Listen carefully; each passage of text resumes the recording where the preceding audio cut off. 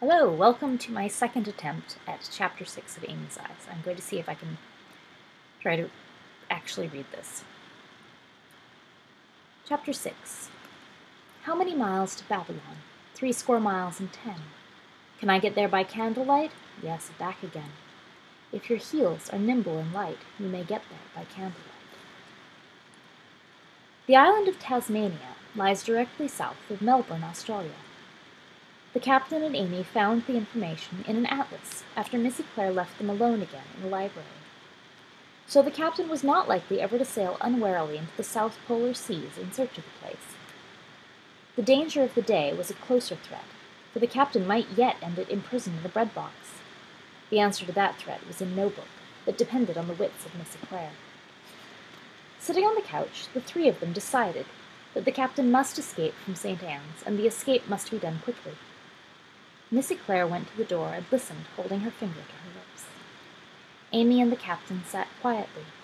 Missy Clare stood perfectly still for a minute, then opened the door and was gone. Outside, she hurried down the hallway to arrange certain things, to make clear the way for the captain's flight. This must take place before supper. Be it remembered that the captain was to be taken from Amy and stuck in the bread box right after supper. Now satisfied that his imaginary ship and its crew were safely harbored in a gentle bay of Tasmania, the captain sat with Amy on the couch, her hand in his two smaller ones. "Have no fear of my going," said the captain to Amy. "I know my profession, sis, and I am certain to acquit myself smartly. I'll find a berth as a cabin boy on some coastal ship. In a month's time I should be fully the size of a man, and with money in my pocket. Then I'll return and take you away with me. They must let me take my very own sister away with me. Then we'll go to the sea." Hello, cat. Are you getting in the way of everything? Yes. Okay. "Then we'll go to the sea again and find some new way of life. Now, what do you suppose has happened to Missy Clare?" The captain looked anxiously toward the door. As best she could be, Amy was comforted.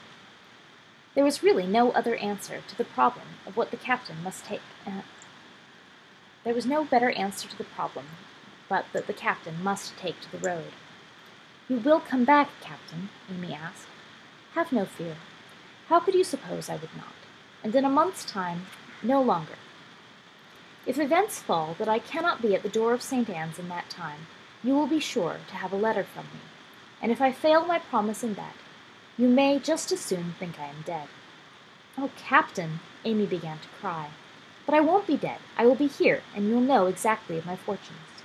What matters is that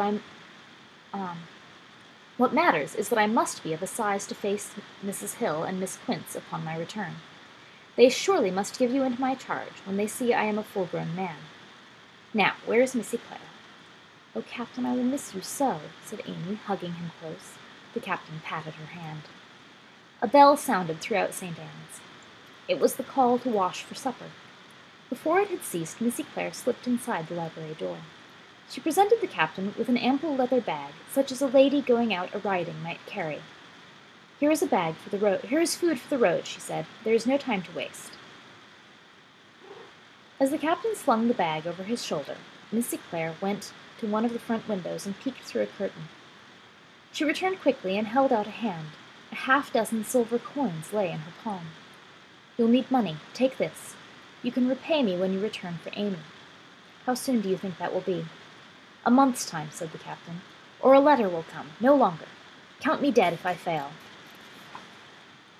Missy Clare went to the front window again. "All right, be ready. Get to the door. Have you made your goodbyes?" "Oh, Captain!" cried Amy, and began wailing. But the captain gently thrust away her reaching arms, kissed her quickly, and hopped over to the library door.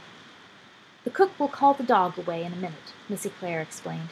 "Usually he has his bowls outside, but tonight his bowls will be inside, and the door closed after him. I've arranged it with the cook." Missy Clare stood looking out the window, watching for the dog. The captain stood ready at the door, one hand placed firmly over the leather bag. Missy Clare said, "There he goes." She raised her hand and counted aloud from 10 down to 1. Then she said, "Go, and God go with you." The captain swung open the library door and leapt into the hallway. He slipped on the polished floor, regained his balance, and rushed for the front door. He grasped the large brass handle and pulled. The door was locked. Above the captain's head and out of reach, a brass bolt was shot into place.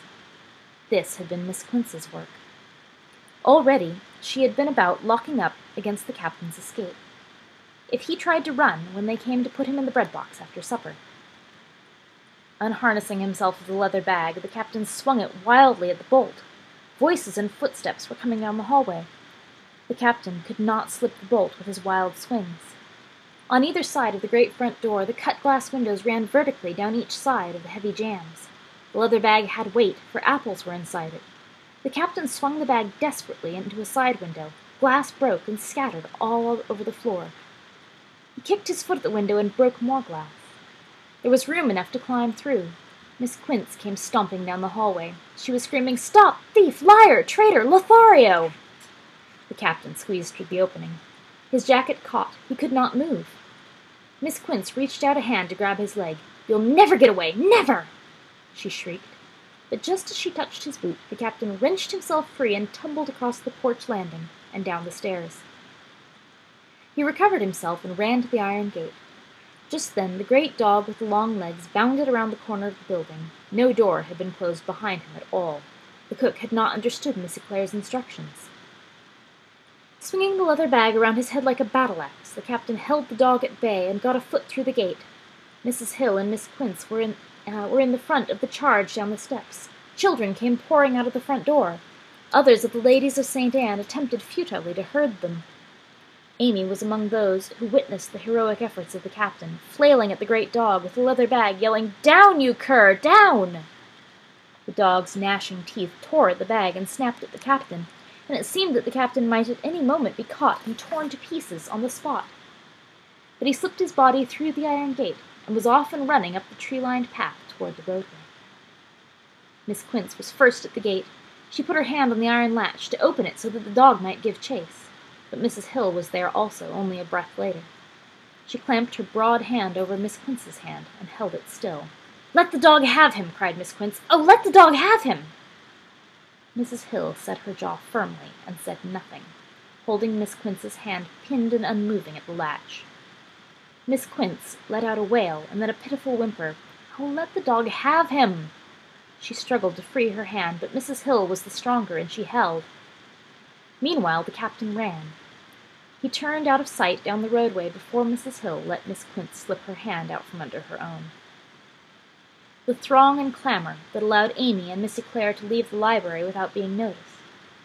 They joined in the crowd of children and ladies, and even found the heart to play-act at being astonished. They were not suspected of being partners in the escapade. Supper was all a-babbling that evening. Amy was a great attraction, but Missy Clare caught her eye and nodded gravely at her, and Amy declined to expand or expound on what had taken place at the gate, or to detail at all any information on how the captain had come to be alive, and why he had escaped. But the children had patched together a fair version of the story by bedtime, and they stared with awe at Amy and with fear at Miss Quince. All through dinner Miss Quince glared at her plate and stabbed at every one of her peas individually, and chewed each to extinction with terrible method. Mrs. Hill sat benignly and silently at the head of the ladies' table, giving scant attention to the hubbub all about. With a great stolid authority she seemed to be drawing some mantle of concluded history over the whole afternoon's adventure. She was content with the outcome. The children went to bed with their imaginations in the highest realm of wonder. Amy was pestered for information, but remained silent. In the dark dormitory that night there was a sound of murmuring like a sea, as a score of girls hugged and coaxed a number of dolls, toy rabbits, and teddy bears to come alive, searching for the words and the caress to make it be so. And that's it for Chapter 6.